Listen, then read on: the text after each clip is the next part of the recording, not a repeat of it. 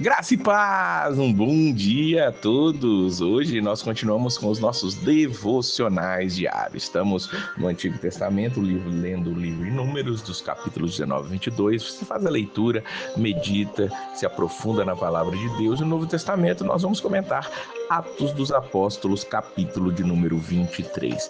É interessante como Paulo ele é jogado de lá para cá, igual Jesus foi em seus julgamentos. Paulo agora vai estar diante do Sinédrio, ele vai começar dizendo no versículo 1: meus irmãos, tenho cumprido meu dever para com Deus com toda boa consciência até o dia de hoje.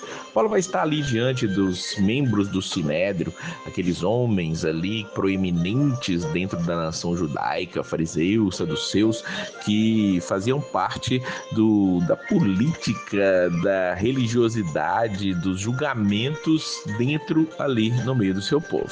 E Paulo, ele sabia quem estava ali, fariseus e saduceus, e eles tinham teologias divergentes. Então, sabendo que alguns deles eram saduceus, diz o versículo número 6, e outros fariseus, bradou no Sinédrio: irmão, sou fariseu, filho de fariseu, estou sendo julgado por causa da minha esperança na ressurreição dos mortos.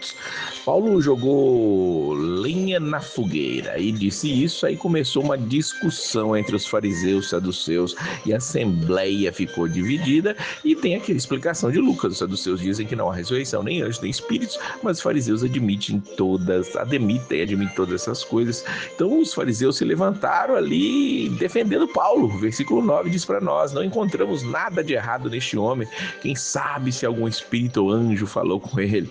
Imagina ali o tom entre aqueles homens ali, cada um querendo saber mais do que o outro, mas o problema é que a discussão ficou muito violenta. O versículo 10 diz para nós: e o comandante teve medo que Paulo fosse despedaçado no meio deles, então ordenou que as tropas descessem, retirassem ele ali à força e levaram ele para a fortaleza. No dia seguinte, o Senhor, pondo-se ao lado de Paulo, olha que coisa maravilhosa, saber que Jesus se pôs ao lado de Paulo ali naquele momento, disse para ele: coragem, assim como você testemunhou a meu respeito aqui em Jerusalém, deverá testemunhar também em Roma. Jesus disse para Paulo: você vai para Roma, o Senhor estava ao lado dele, você tinha que ter vindo para cá. Nós lembramos aqui que o caminho foi difícil, ele está ali não vivenciando um momento missionário extraordinário, onde muitas almas estão convertidas, ele está preso, está ali sob julgamento, ele está sendo julgado de um lado para o outro ali, e foi o que Deus queria, que ele testemunhasse dele ali, para que aquelas pessoas soubessem quem era Jesus. E agora ele recebe outra informação: você vai estar em Roma. Na manhã seguinte, os judeus eles tramaram uma conspiração e juraram solenemente que não comeriam nem beberiam enquanto não matassem Paulo. Mais de 40 homens estavam envolvidos nessa conspiração, diz os versículos 12 e 13. Veja o tamanho da hipocrisia e da loucura na mente dessas pessoas. Eles não tinham mudado nada. Jesus já tinha morrido há muito tempo, e aqui vemos que esses homens ainda eram totalmente contra o cristianismo. Os fariseus, saduceus, o Sinédrio e muitos outros também eram contra, e eles chegam ao ponto de fazer um jejum para que pudessem matar Paulo. Eles disseram que enquanto não matasse Paulo, eles não comeriam e nem bebiam. Porém, aquele plano foi descoberto. O versículo 16 diz para nós que o sobrinho de Paulo, filho de sua irmã, teve conhecimento dessa conspiração, foi à fortaleza e contou tudo a Paulo.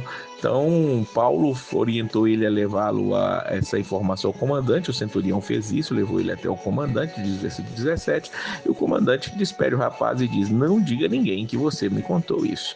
E aquilo que foi revelado ali fez com que Paulo recebesse uma escolta magnífica. Sim, Paulo saiu dali escoltado. Veja o que diz o versículo 23: preparem um destacamento de 200 soldados, 70 cavaleiros, 200 lanceiros, a fim de irem para Cesareia esta noite, às 9 horas da noite. Providencie montarias para Paulo e leva-no em segurança ao governador Félix. Aqui sim Paulo foi no cavalo, não no dia da sua conversão. E aqui nós vemos que esse destacamento aqui, 470 soldados acompanharam Paulo para ele chegar até o governador Félix. Quando ele chega a Félix, no último versículo, diz para nós ouvimos Félix dizendo: ouvirei seu caso quando seus acusadores chegarem aqui. Félix estava esperando os judeus, os fariseus, aqueles homens que acusaram, chegar lá, e então ordenou que Paulo fosse mantido sob custódia no palácio de Herodes. Veja, Paulo também vai estar ali perto de Herodes. Outro Herodes entra na história. Os Herodes sempre entram na história e sempre de uma maneira negativa, diga-se de passagem. Aqui é outro Herodes. Teve Herodes o Grande, Herodes Antipas e outros, aquele que morreu porque ali logo depois de ter matado Tiago e prendido Pedro. Aqui é outro Herodes, outro descendente de Herodes o Grande, diga-se de passagem, que vai estar ali com Paulo, e ainda não acabaram os julgamentos. Paulo continua testemunhando. Paulo segue adiante porque ele tem uma promessa, está com os olhos fixos na promessa e sabe que ele vai sair vivo daqui, ele vai chegar em Roma. Depois de Roma ele não sabe o que vai acontecer, mas até lá pode ter certeza, se o Senhor disse, ele vai cumprir. Assim também é nossas vidas. Deus quer que nós testemunhemos do amor dele. Ele já falou contigo até onde vai levar o evangelho através da sua vida, que você não se cale e continue falando. Nós não podemos nos calar. Que Deus te abençoe sempre e a paz do Senhor.